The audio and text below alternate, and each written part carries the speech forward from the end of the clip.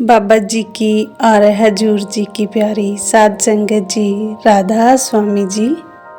साध संगत जी, आज के इस वीडियो में हम आपके साथ साझा करेंगे कि नासिक में हजूर जी ने अपने सत्संग और सवाल जवाब के दौरान क्या क्या फरमाया।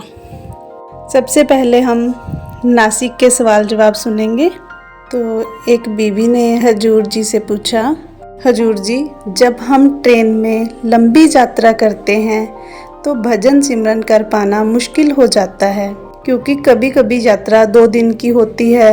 इस पर हजूर जी ने बड़ी सहजता से उत्तर दिया, बेटा, भजन के लिए ज़रूरी नहीं कि आप आरामदायक आसन पर ही बैठें।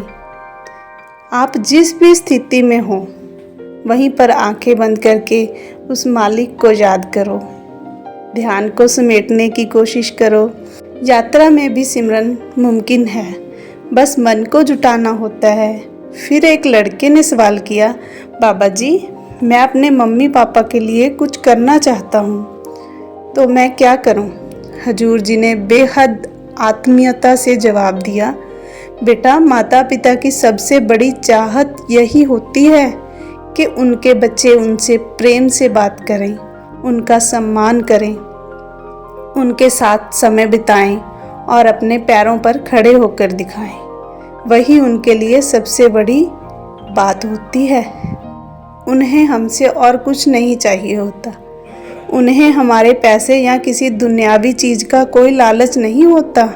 फिर एक लड़की ने भावुक होकर कहा, हुजूर जी, आप हमारे परिवार पर अपनी कृपा बनाए रखना। इस पर हजूर जी मुस्कुराए और बोले, बेटा, कृपा तो उस मालिक ने करनी है और सिर्फ अपने लिए मत मांगो। जब भी मालिक से कुछ मांगो तो पूरी संगत, पूरी मानवता के लिए मांगो। हमारा नज़रिया बहुत सीमित हो गया है। हम सिर्फ अपनी सोचते हैं, जबकि हमें अपने साथ साथ दूसरों की भी सोचनी है, अपने दायरे को फैलाना है।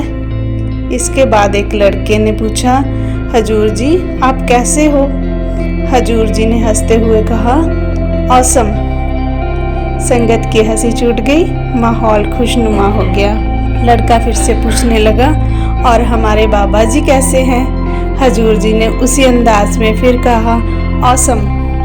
पूरी संगत मुस्कुरा उठी, क्योंकि हजूर जी के जवाब में एक खास अंदाज और अपनापन था। राधा स्वामी जी।